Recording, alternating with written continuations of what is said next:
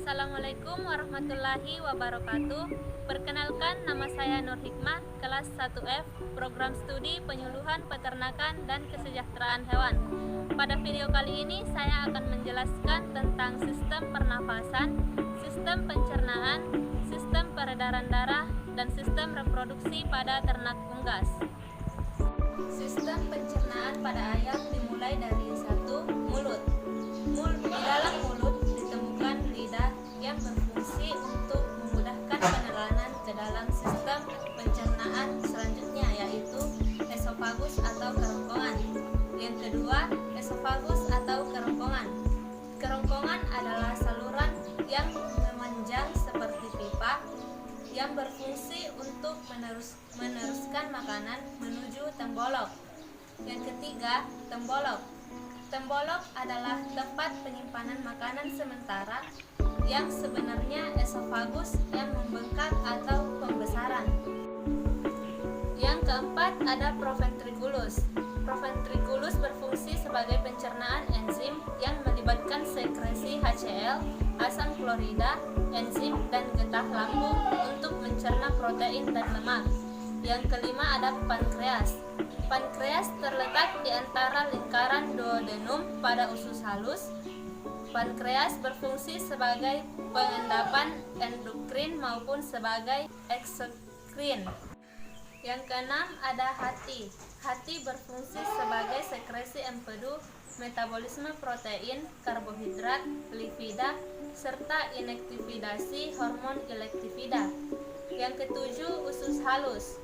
Usus halus terbagi atas 3, yaitu duodenum, yang terbagi juga atas 3, yang terdapat enzim lipose, amilase, dan tripsin.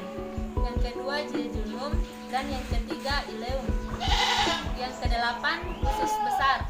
Memiliki ukuran yang lebih besar, beda dengan usus halus yang memiliki ukuran yang lebih kecil, dan di dalamnya juga terdapat absorpsi air sama dengan di sesum atau usus buntu.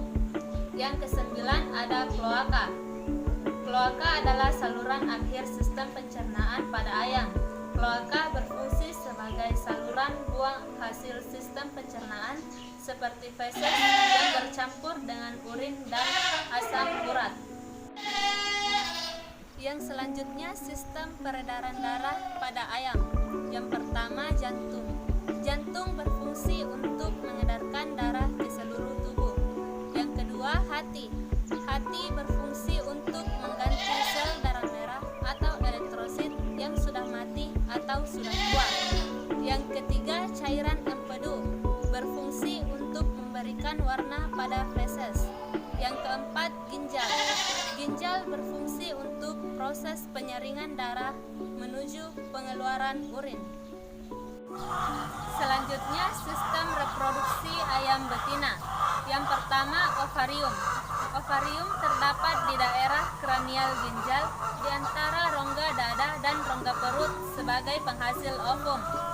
Ovarium terdiri dari kurang lebih 1.500 folikel yang menempel pada permukaan ovarium dengan perantara tangkai yang tertanam di dalam jaringan ikat yang berpembuluh darah dalam ovarium.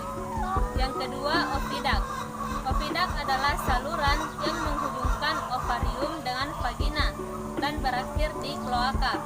Ovidak berfungsi untuk saluran spermatozoa menuju ovum untuk fertilisasi.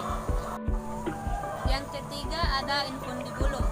Infundibulum merupakan bagian paling kranial atau depan dan teratas atau ovidak dengan panjang 9 cm. Infundibulum berfungsi sebagai tempat ovulasi, fertilisasi, dan pematangan ovum. Yang keempat, magnum. Magnum merupakan saluran lanjutan dari bagian ovidak terpanjang sekitar 33 cm. Magnum berfungsi untuk proses perkembangan telur, tempat disekresikan albumen telur, serta menghasilkan albumin sehingga memiliki dinding yang tebal dan berlipat. Yang kelima, ismus. Ismus memiliki panjang sekitar 10 cm dengan diameter yang lebih kecil daripada magnum, sehingga dapat disebut sebagai penyempitan.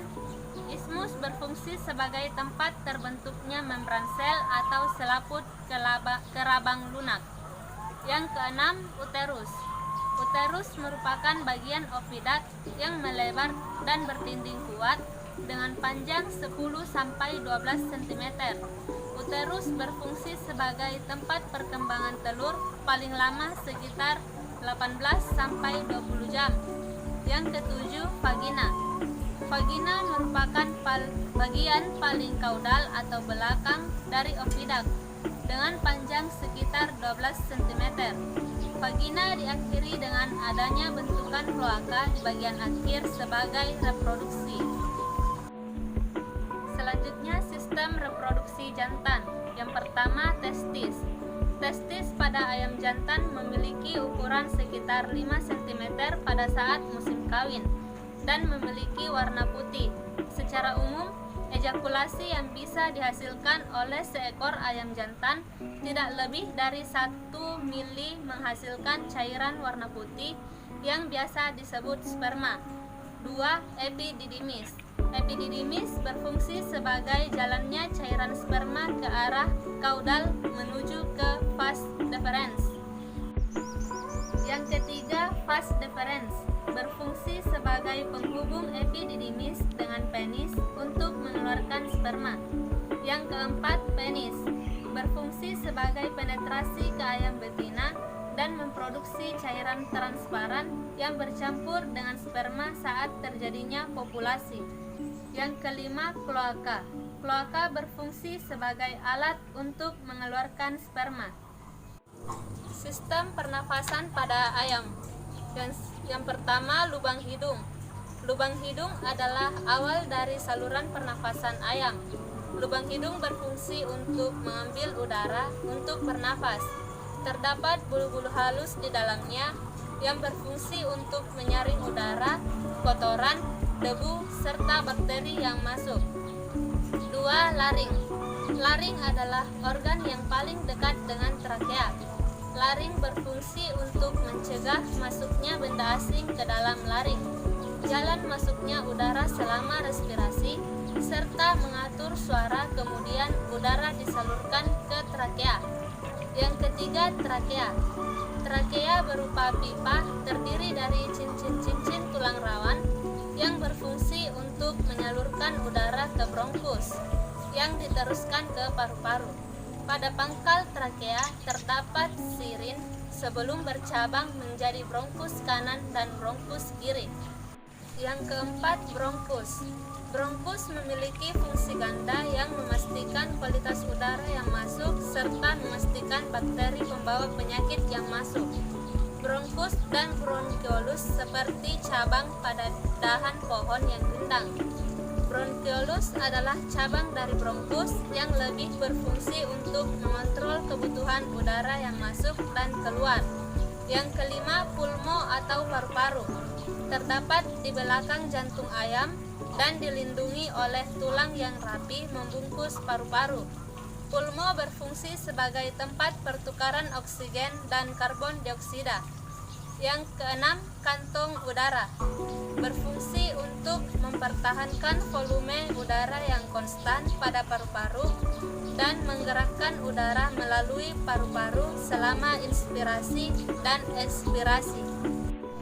Itulah tadi penjelasan mengenai sistem pencernaan, sistem peredaran darah, sistem pernafasan, dan sistem reproduksi pada ternak unggas.